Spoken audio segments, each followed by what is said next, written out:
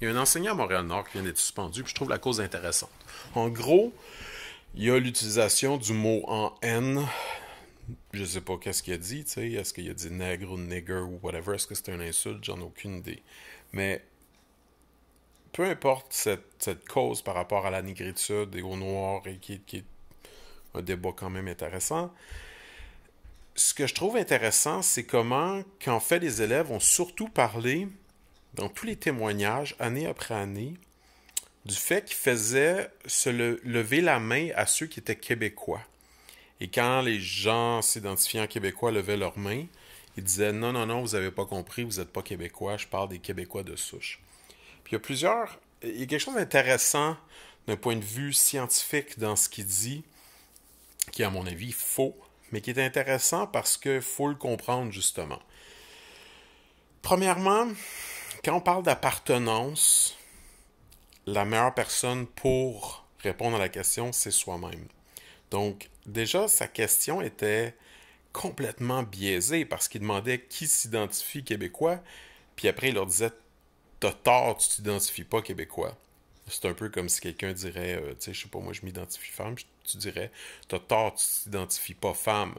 Non, la question, c'est pas est-ce que je suis né du sexe biologique homme, mais la question, c'est ce que je m'identifie, puis c'est moi qui le sais, c'est mon centre. Puis, tu sais, je pense que c'est important d'un point de vue scientifique de sortir de cette vieille mentalité qui a un seul centre au monde. Je pense que c'est une des choses que la relativité d'Einstein a apporté en physique, puis elle l'a par truchement un peu apporté aux sciences humaines aussi, c'est de comprendre que chaque centre, chaque point est un centre. Et donc, essentiellement, la définition d'appartenance appartient à l'individu. Je me souviens, à un moment donné, il y a trois Noirs qui me demandaient mais toi, c'est quoi pour toi un Québécois? Puis j'ai répondu justement ça, c'est quelqu'un qui se dit Québécois. C'est un peu la base de l'appartenance. Par contre, cette appartenance culturelle-là, il faut comprendre qu'elle a des nuances, c'est-à-dire que c'est pas tout le monde qui utilise le mot de la même façon.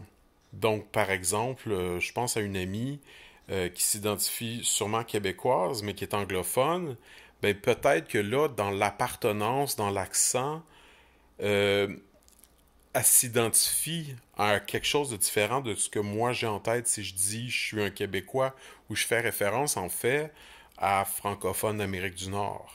Tandis que pour elle, ça va peut-être plus faire référence à la province. Fait que déjà, faut être capable de distinguer la nation en tant que où tu nais et euh, comment t'es associé à ce lieu-là, puis comment tu es légalement de ce lieu-là. Si quelqu'un est né au Québec, c'est le Québec qui dit au fédéral qu'il existe en tant qu'individu. Il est par définition québécois. Mais là, si on dit, ouais, mais moi je parle de l'appartenance culturelle, je parle par exemple de l'accent, ben là, c'est différent parce que tu peux avoir, pour faire un lien vers le troisième point, tu peux avoir quelqu'un qui est complètement noir, pas né ici, ou inversement, quand je dis noir, je parle de peau, là, tu sais, comme mettons quelqu'un de super foncé mais qui a le même accent que moi, ben par le son, on va le reconnaître comme étant québécois, même si superficiellement, on pourrait avoir un jugement raciste et pas le reconnaître nécessairement par défaut comme étant québécois. Mais inversement, on va considérer des gens comme étant québécois pur laine, qui ne le sont pas, qui sont nés en France de parents québécois, et donc, politiquement, sont pas nés au Québec. Mais ils sont canadiens par leur droit, par ce qu'on appelle le droit du sang, donc par le fait qu'ils sont nés, qu'ils sont nés de parents canadiens, mais il a aussi appris la langue québécoise, fait qu'à quelque part, il est pur laine, oui, mais il n'est pas né ici. Et donc, c'est quoi le pur laine? Le pur laine auquel fait référence ce prof-là, c'est essentiellement la génétique. Et à quoi sert cette catégorisation génétique-là? Ben, c'est à peu près juste au niveau médical, si on est honnête, là. Tu sais, je veux dire, il existe des mélanges raciaux, on va dire ça comme ça, qui font en sorte que certaines protéines existent, qui font en sorte que certaines allergies existent, par exemple. Tu vas avoir des tolérances, tu sais, comme par exemple la plupart des humains sont intolérants au lait. Mais tu vas avoir du monde qui sont tolérants au lait, puis ça vient d'une combinatoire génétique, surtout scandinave. C'est tout. C'est surtout d'un point de vue médical que c'est pertinent. Fait que quand ça devient une espèce de débat social-politique, souvent je comprends juste pas. Je trouve ça très confus. Parce que la personne, ce qu'elle essaie de dire essentiellement, c'est à faire référence à son appartenance culturelle. Par exemple, elle va dire quelque chose comme, je sais pas moi, je sens que le français est en perdition à Montréal, ça m'inquiète que quand les immigrants viennent ici, choisissent l'anglais au-delà du français, j'ai peur que le français disparaisse. OK, mais t'es pas en train de parler de race. T'es en train de parler de ta culture, de ta langue. Donc, c'est pas grave que la personne soit noire. Ça change rien. Ce qui compte pour toi, c'est qu'elle continue à parler français, puis qu'elle parle un français que tu comprends, puis qu'on se comprenne. C'est ça qui compte pour toi. T'as peur que ta culture disparaisse. Le fait que la personne soit blanche ou noire, ça change pas.